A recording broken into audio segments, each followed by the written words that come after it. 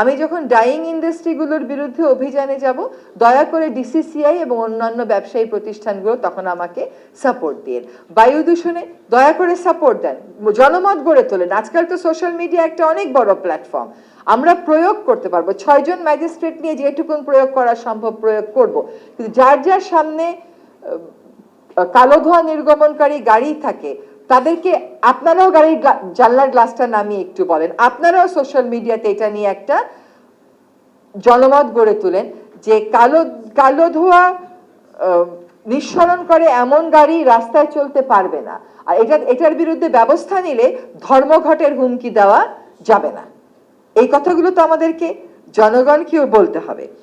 Sustainability টেস্টটা হচ্ছে যে আমার কনজামশনটা কমাতে হবে, আমার প্রোডাকশনটা কমাতে হবে, রিডিউস করতে হবে, রিইউজ করতে হবে এবং রিসাইকেল করতে হবে।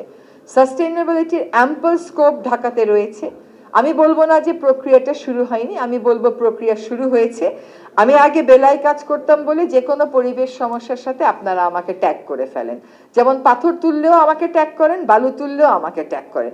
পাথর এখন খনিজ সম্পদ মন্ত্রণালয়ের, বালু এখন ভূমি মন্ত্রণালয়ের। কিন্তু আমি যেহেতু একজন পরিবেশ কর্মী, সেই জন্যই পাথর তোলা নিয়ে যেহেতু পরিবেশের ক্ষতি হচ্ছে, বালু উত্তোলন নিয়ে নদীর ক্ষতি হচ্ছে, সেজন্য যাই। নদী রক্ষা কমিশন কিন্তু আমার পানি সম্পদ মন্ত্রণালয়ের অধীনে না।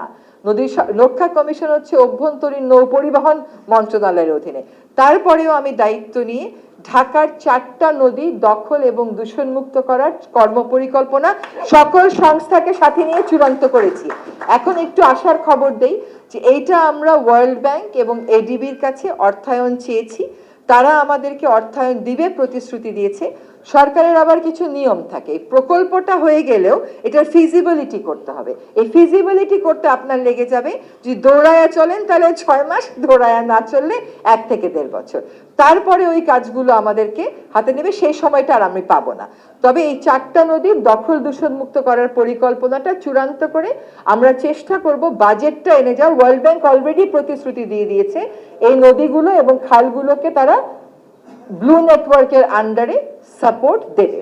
তাছাড়া ঢাকার বাইরের আরো 63টা জেলা থেকে 63টা নদী দখল দূষণ মুক্ত করার কর্মপরিকল্পনা আমরা এনেছি।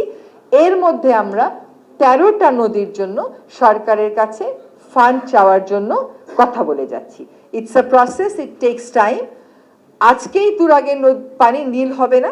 কয়দিন আগে চীনা একটা বিশেষজ্ঞ দল এসেছিল, তাদেরকে আমরা বুড়িগঙ্গা দেখালাম।